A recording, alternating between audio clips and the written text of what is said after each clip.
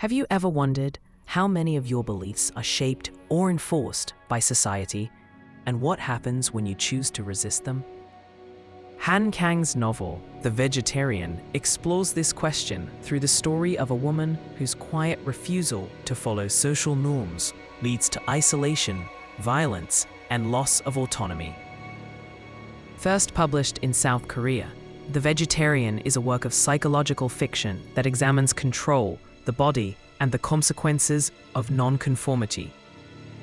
Although the title suggests a story about food, the novel is really about power, who has it, and who is punished for rejecting it. A novel follows Yeong-hye, a woman who decides to become vegetarian after experiencing disturbing dreams filled with blood and violence. Her decision shocks her family, especially her husband, who values obedience and normalcy above all else. The story is divided into 3 parts, each told from a different perspective: Yeong-hye's husband, her brother-in-law, and her sister. Notably, Yeong-hye herself is rarely allowed to speak, forcing the reader to understand her through the reactions of others. As her refusal to conform intensifies, so does the cruelty directed toward her, revealing how deeply society resists those who reject its norms. Part 1: The Mediocre Husband. We start with Mr. Chong. He chose Yeong-hye because she was unremarkable. To him, she was a background character in his own life. When she stops eating meat and says she had a dream, he doesn't ask what the dream is or why she's suffering. He asks why his dinner isn't ready. The central themes in this part is control, particularly control over women's bodies. Yeong-hye's family believes they are entitled to dictate how she eats, behaves, and lives. For example, when Yeong-hye throws out all the meat in the house, she breaks the social contract. Her father tries to force-feed her pork. It is a moment of pure patriarchal violence. In this world, eating meat is synonymous with participating in society. By refusing the meat, Yeong-hye is refusing to be a good woman and a good citizen. To her husband and her father, her vegetarianism is an act of insanity, or worse, an act of disobedience. Part 2: The Artist. Things take a dark, surreal turn in the second act.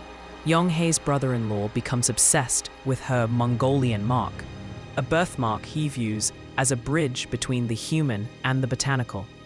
The mark becomes an object of fascination, especially for her brother-in-law, who projects his own desires onto it.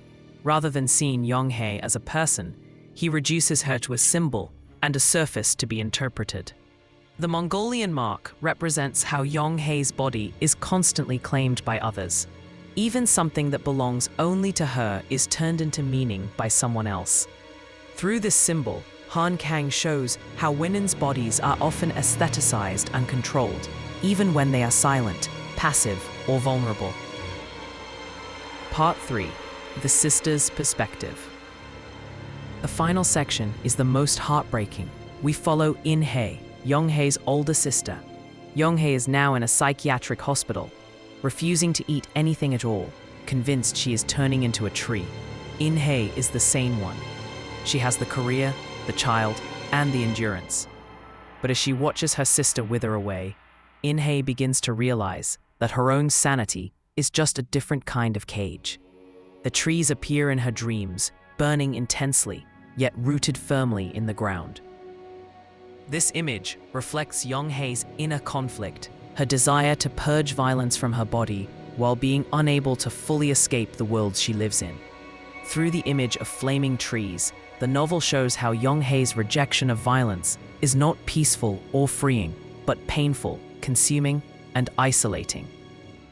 Personal reflections. While reading The Vegetarian, I felt deeply unsettled, not because of graphic scenes, but because of how quietly Yeong-hye is erased. Her silence is often interpreted as weakness, yet it's also her strongest form of resistance. What stayed with me most was the idea that choosing peace, non-violence, or autonomy can provoke more aggression than open rebellion. Yeong-hye does not shout, argue, or explain herself. She simply refuses. The novel made me question how often society punishes people, not for doing harm, but for refusing to participate in it. Before you go, tell me in the comments below, is there a belief enforced by society that you feel compelled to resist? And how do you choose to do that? If you enjoyed this video, consider subscribing for more. Thank you for watching Quite Reflections. See you in the next video.